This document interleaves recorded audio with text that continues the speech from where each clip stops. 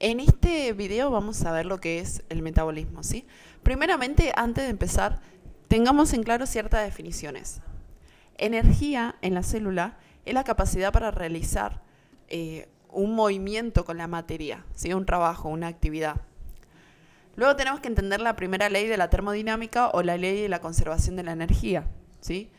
¿Qué dice esta ley? La ley dice que la energía no se crea ni se destruye, sino que se transforma. Luego tenemos la energía útil y la energía no útil. Le vamos a llamar energía útil a la energía que te permite realizar trabajo y la energía no útil la que no te permite aprovechar, no es aprovechar la energía, sino que no realizar trabajo, en otras palabras. El calor es un tipo de energía no aprovechable, ¿sí? Que sería un tipo de energía no útil por los seres vivos. Es decir, yo no puedo aprovechar el calor como una fuente de energía, sino que es algo que se disipa.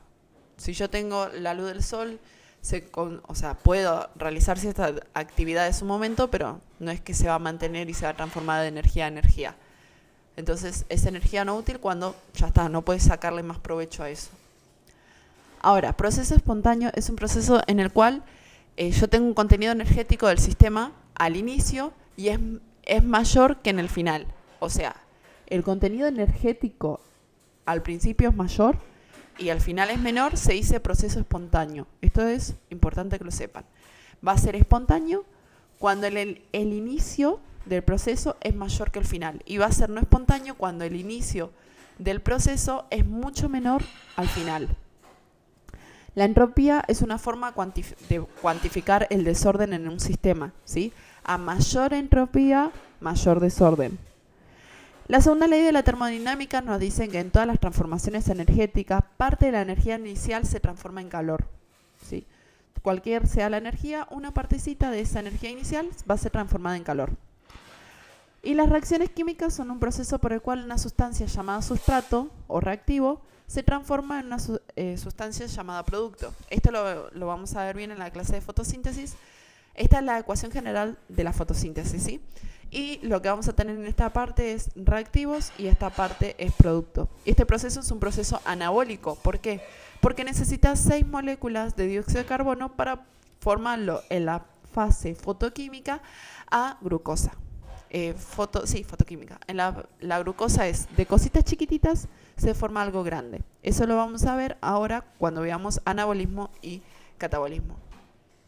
Empecemos con esto. En todo este power que vamos a estar viendo hay muchísima información sobre enzimas y demás. Las enzimas lo que permite es la aceleración de los procesos dentro de la célula. Pero lo vamos a ir viendo en detalle y recuerden, lo que está marcado en negrita, si no son este tipo de presentaciones, son las celestes, también se marca solamente lo más importante. Lo que yo suelo decir es para que se entienda más, pero acá está en negrita lo más importante y en la celeste es todo el contenido ese es importante. Continuemos. El metabolismo es un conjunto de reacciones químicas y físicas, ¿sí? ¿Qué función tiene el metabolismo? Transformar la materia y la energía de su entorno. Eso es lo único que tiene que hacer. Tomo materia, tomo energía y transformo algo. Se pueden clasificar en varios tipos, ¿sí? Primero, según el punto de vista metabólico, va a ser anabólica si yo construyo algo a partir de varias cositas más energía. Por ejemplo, los procesos anabólicos pueden ser, como vimos antes, esto de la fotosíntesis en su etapa fotoquímica. Yo tengo un montón, imagínense que son dióxido de carbono, dióxido de carbono, dióxido de carbono. Más energía, que en la célula la moneda energética es el ATP o el GTP, junto a eso se me forma glucosa. Eso sería un perfecto ejemplo para anabolismo. En cambio, otro ejemplo para catabolismo es cuando hay una degradación. Por ejemplo, si yo tengo, imagínense, una molécula de ATP está toda formadita, tiene adenosín, tiene trifosfato, serían con los 3 fosfatos acá, yo la rompo y me va a liberar, fosfato inorgánico y ADP. Igual acá que libera energía se refiere al ATP en sí. No está bueno el ejemplo de catabolismo de ATP. Tomémoslo con otro. A ver, lo que podemos hacer acá es con una proteína, por ejemplo. Si yo hago la ruptura de una proteína o una ruptura de un hidrato de carbono grande, ¿sí? Mayormente no solamente glucosa, sino podemos verlo. El típico ejemplo de catabolismo sería la glucólisis en la respiración celular. Ahora sí, ¿cómo era? Yo recibía glucosa y pasaba a tener piruvato o ácido pirúvico. Entonces, vos tenés glucosa. La glucosa se le aplica, pasa por todo lo que es glucólisis, que es la ruptura de la glucosa, y pasa a tener piruvato y 2 moléculas de ATP. Ya de paso repasamos lo que era respiración celular. Ese proceso es un proceso catabólico. Entonces, según el punto de vista metabólico, puede ser anabólico, que a partir de cosas chiquititas más energía se formen cosas grandes, o catabólico, a partir de cosas grandes se va a formar cositas más pequeñas y energía, la liberación de energía. Según el punto de vista energético, pueden ser endergónicas, que necesitan aporte de energía, o exergónicas, que liberan energía. ¿Sí? Es lo más claro posible. Las reacciones catabólicas mayormente consisten en degradar sustancias, mientras que las anabólicas consisten en sintetizar. Sintetizar es fabricar. Entonces, sintetizan estructuras o sustancias. El ATP, que es el adenosintrifosfato, es el transportador de energía o moneda energética dentro de la célula más importante. También podemos considerar el GTP, pero dependiendo qué proceso vamos a utilizar ATP o GTP. En la fotosíntesis hay un proceso, en la fotosíntesis mayormente se utiliza ATP, pero hay ciertos procesos en donde vamos a tener el uso de GTP o ATP. Ya sabemos que es una molécula que se encarga de transportar la energía principalmente, es así, es una molécula capaz de transportar la energía liberada de procesos catabólicos. Y ustedes me pueden decir, pero ¿por qué catabólicos y no anabólicos? Porque solamente el catabólico libera energía. El anabólico requiere energía para formar. Acá está más clarito. Yo tengo un montón de moléculas pequeñitas y si tengo energía, las puedo unir. En cambio, el catabólico, tengo moléculas unidas que liberando la energía las puedo separar. El ATP no se almacena, sino que es de modo de transportar energía. Se va a consumir constantemente. Las reacciones catabólicas exergónicas, que liberan energía a partir de la ruptura de los enlaces, como es esto, libera energía a partir de la ruptura de los enlaces, se dice catabólicas y exergónicas. En cambio, las anabólicas o endergónicas también, yo tengo un montón de partículas que se van a sintetizar para formar algo más grande y esto requiere energía. Nada más, solamente eso. Como requiere energía, acá voy a necesitar ATPs. ¿Qué pasa con el ATP? ¿Sí? Ahora que estamos hablando de esto, el ATP lo que va a pasar es que se va a romper o va a liberar energía o va a ceder energía aprovechables por la célula cuando se rompa en ADP, fosfato adenosin difosfato y fosfato inorgánico. Cuando estos dos se juntan, que mayormente teníamos claro que se juntaban estos dos, el ADP y el fosfato inorgánico, y formaba ATP. Esa unión se da de procesos catabólicos. ¿Sí? La formación de ADP más fosfato inorgánico viene de procesos catabólicos que forman el ATP. En cambio, para pasar de ATP a ADP más fosfato inorgánico viene de procesos anabólicos, donde esta molécula de ATP la necesitaba para romperla y sacarle energía de ahí. ¿Qué cositas tenemos que tener en cuenta? No todos los procesos endergónicos, o sea, no todos los procesos que requieren energía para formar los nuevos, para hacer síntesis. O sea, endergónico más que nada, ustedes tienen que acordarse esta clasificación, que lo habíamos visto acá. Endergónico, necesita aporte de energía. No todos los que necesiten aporte de energía van a ser anabólicos. Eso tienen que saber. No van a ser, de punto de vista metabólicos, anabólicos. Y muchas reacciones catabólicas tampoco están asociadas a la síntesis de ATP. O sea, esto no se va a vincular siempre que se va a formar ATP. No va a ser siempre así. Por eso está marcado en rojito para que lo consideren. Vamos a ver más sobre los procesos catabólicos exergónicos y anabólicos endergónicos. Los procesos catabólicos exergónicos mayormente va a ser cómo vamos a ir reduciendo cosas grandes. Entonces, vos tenés de un alimento polisacáridos. Esos polisacáridos son almidón, el nutriente. El alimento es el almidón, el nutriente que tiene tenemos que va a ser polisacarosa o polisacáridos, que por hidrólisis, o sea, en presencia de agua, se rompen y generan glucosa, ¿sí? Y la glucosa que genera dióxido de carbono, que luego lo liberamos nosotros. Luego vas a tener con lípidos, con un montón de alimentos que lo que van a hacer es liberar. Se va a liberar, a medida que se va achicando, se libera ATP, ¿sí? De cosas grandes, cosas chiquititas y libera ATP. Ahora, de cosas chiquititas, con el ATP, yo voy a generar cosas grandes. Voy a generar proteínas, glucógeno, fosfolípido para la membrana plasmática, ADN, que lo necesito tanto para la replicación del ADN como también para la duplicación, la transcripción y la traducción. Entonces, los procesos anabólicos, yo voy a necesitar cosas pequeñitas más ATP para dar cosas grandes que van a ser útiles en la célula. Y acá, esto ya lo vimos, todo lo que es fotosíntesis, lo decía al principio, todo lo que es fotosíntesis es un proceso anabólico y todo lo que es respiración celular es un proceso catabólico. Ahora sí, vamos con el tema de las enzimas. Lo que tenemos que comprender en esta parte es que las enzimas son catalizadores biológicos. Lo único que van a hacer es acelerar las reacciones químicas, disminuyendo la energía de activación. La energía de activación mayormente la vamos a ver como la energía que requiere para acelerar los procedimientos, ¿sí? O sea, para esto que aumente la velocidad de la reacción. También es como una barrera energética, ¿sí? Que al superarse para que una reacción se pueda concretar, ¿sí? La energía mínima necesaria que hay, esta es la típica definición de energía de activación, es la energía mínima necesaria que hay que aportarle al sistema para que la reacción química comience. Las enzimas disminuyen la energía de activación, ¿sí? Ya no necesito tener esta energía de activación, sino que paso a tener esta en presencia de enzimas. La variación de la energía total es la energía final menos la inicial.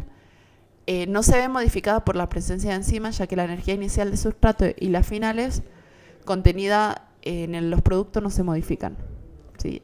Quiere decir que la energía de activación con catalizadores va a ser esta bien chiquitita y la energía de activación sin catalizadores, sin enzimas, va a ser una más grande. Y la variación global entre los productos y esta partecita va a terminar siendo la misma. Sé que se suele confundir un poco esta partecita en relación a energía de activación y demás, pero quédense solamente con esta parte teórica, ¿sí? La energía de activación, cómo es, y la variación de energía. Nada más. No le intenten buscar más vuelta a esto porque es así sencillo, esta partecita. Bueno, en relación a agregados, la energía de activación, que es la energía necesaria para que un sustrato reaccione y se transforme en un producto, es toda esta partecita. Esta energía de activación. Esta energía le tuve que aplicar yo para que el reactivo se transforme en producto o para que el sustrato se transforme en producto. Es una reacción exergónica, quiere decir que los productos de la reacción es menor la energía que lo del reactivo. Entonces, estamos diciendo que la energía de los productos de la reacción va a ser menor, por eso está más abajo, que la energía de los reactivos. Esto implica que se libera energía. Entonces, estas son las típicas características que vamos a tener en esto de energía de activación en enzimas.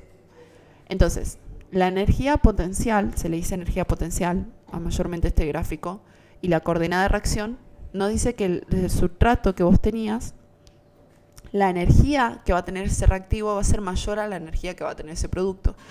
Lo que al ver que es más chica, esa partecita que permite que se vuelva más chica, se pierde en forma de calor. Mayormente decimos que se libera en forma de calor.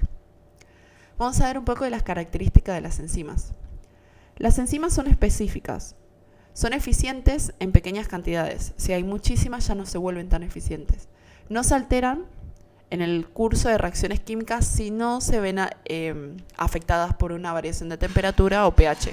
Son saturables. Esto quiere decir que a ciertas concentraciones muy elevadas o el sustrato o lo que vendría siendo bueno, igual les quiero mostrar bien ahora en detalles cuando sigamos avanzando, que nosotros vamos a considerar que son saturables cuando la concentración de la enzima presente en la reacción es limitada, ¿sí? Si yo tengo una cantidad fija de enzimas y aumento la cantidad de sustrato, esta enzima tendrá todo su sitio activo ocupado. Vamos a ver un poquito. Esta es una enzima, este es su sitio activo y este es el sustrato. Lo que va a pasar acá es, si yo tengo muchísimos sustratos, va a estar esta enzima con un sustrato y se va a empezar a saturar porque va a tener un montón de sustrato alrededor queriendo hacer el mismo procedimiento. Ahora sí, ¿cómo se clasifican? Las enzimas pueden clasificarse de acuerdo a su estructura. Pueden ser enzimas simples o conjugadas. Las simples es cuando solo están conformadas por proteínas y las conjugadas es cuando requieren combinación con otras sustancias. Veamos un poquito esta parte.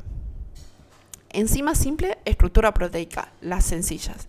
En cambio, las enzimas conjugadas se le denomina también holoenzima, que son enzimas complejas y funcionales que están formadas con una parte proteica, que es esto de apoenzimas, que es inactiva, o cofactores no proteicos, o sea, una parte tiene proteína, la otra parte no.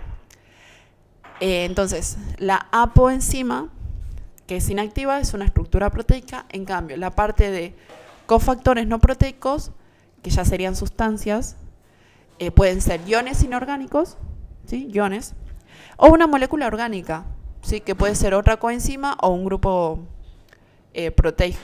proteico, ¿sí? Que esta coenzima puede unirse por otro tipo de uniones que no sean covalentes, mientras que el grupo proteico, pueden ser por uniones covalentes. Entonces, así se separa lo que son las enzimas, o así se clasifican. El mecanismo de la acción enzimática. Acá tenemos que entender lo siguiente. La enzima reconoce el sustrato, ¿sí? Que también se le dice reactivo. Porque hay una zona específica que se llama sitio activo en donde ese sustrato se puede colocar. Una vez que se coloca el sustrato en el sitio activo, empieza un proceso de transformación química del sustrato en producto. Por ejemplo, veamos esto. Yo tengo este sustrato, ingresa al sitio activo de la enzima y pasa a tener ese proceso de transformación química en donde se libera el producto, que sería estas dos cositas. Finalmente los productos son liberados en la enzima y la misma está en condiciones de unirse a un sustrato nuevamente. O sea, este proceso se repite un montón de veces hasta que el sustrato disminuye. Tenemos la enzima que toma el sustrato en su sitio activo y genera producto. Y eso lo va a hacer muchísimas veces hasta agotar lo que serían los sustratos. Ahora vamos a ver un poquito sobre la hipótesis de unión enzima-sustrato. Tenemos dos modelos, ¿sí? El modelo llave-cerradura y el modelo acoplamiento inducido. El modelo llave-cerradura tiene que encajar perfectamente al sitio activo, ¿sí? Si no encaja al sitio activo, no lo va a empezar a realizar los procesos de transformaciones químicas. La enzima encaja con el sustrato, se vuelve un complejo enzima-sustrato y recién ahí se hace el proceso de transformación química donde termina quedando la enzima y ya no el sustrato, sino que el producto. Y ahora, este se llama llave-cerradura porque el sustrato sería la llave y la enzima sería la cerradura.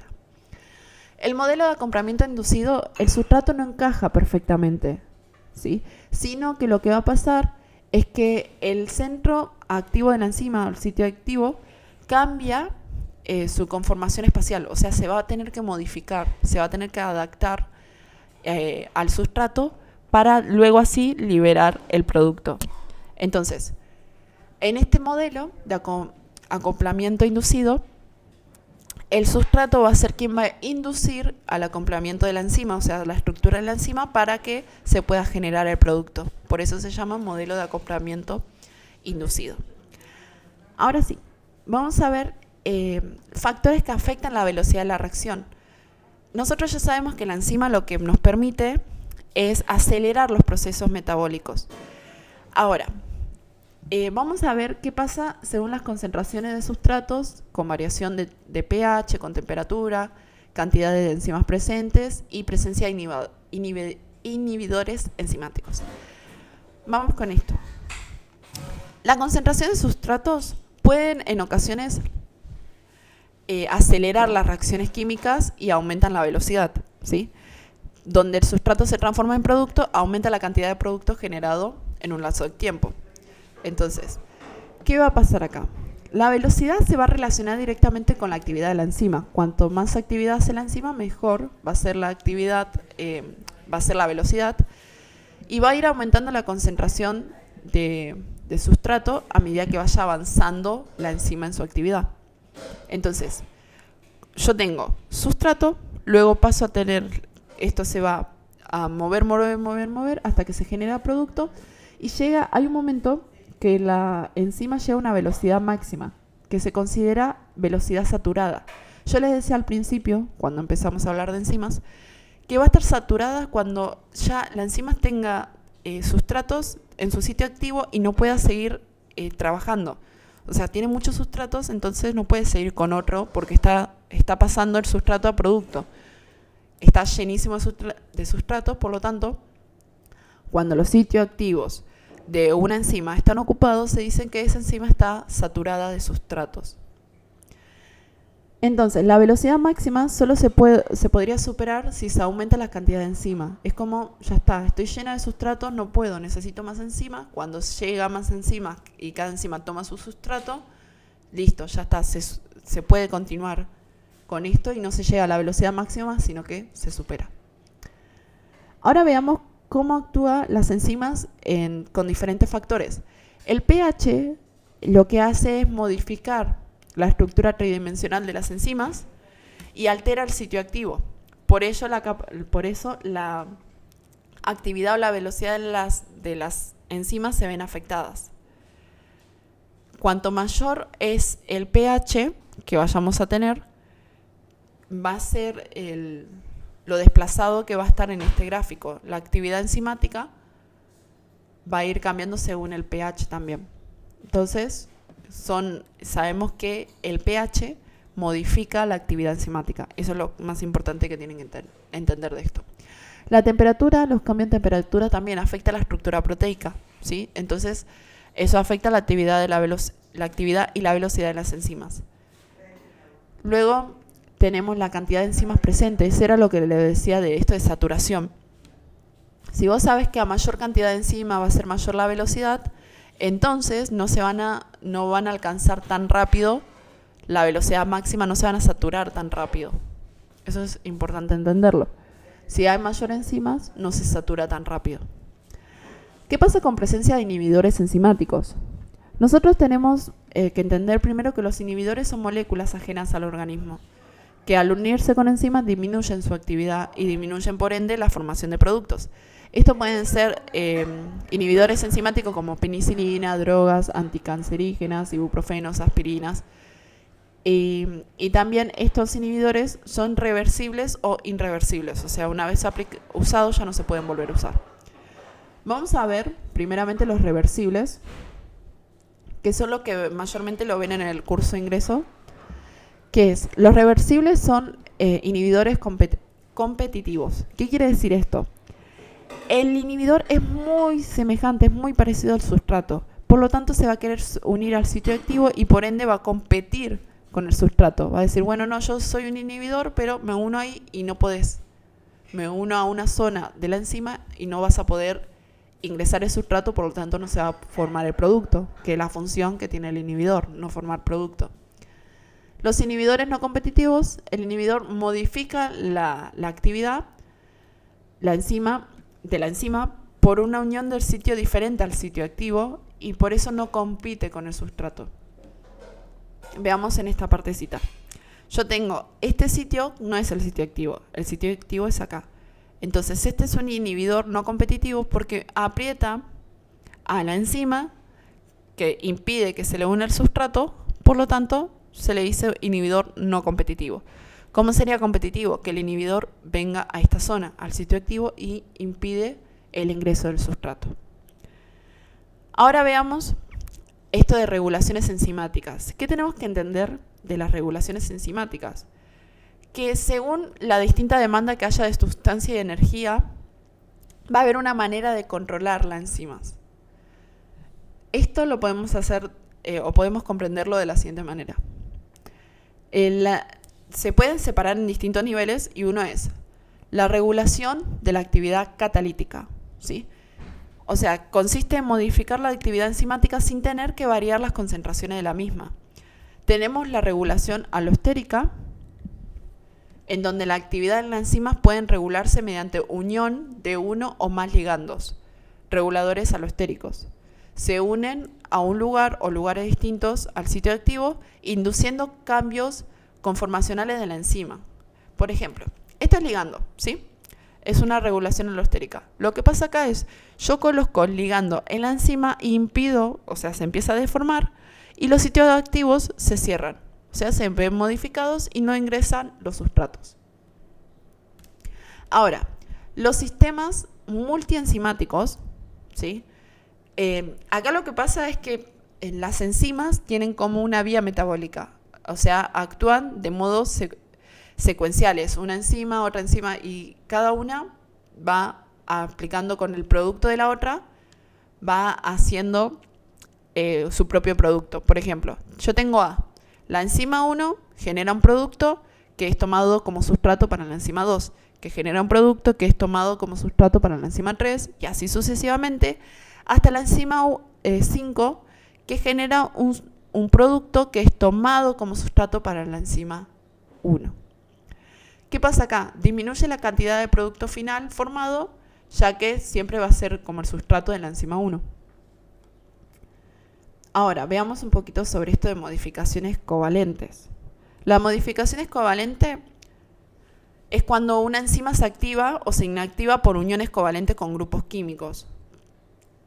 Mayormente es agregado de grupos fosfato o aminoácidos.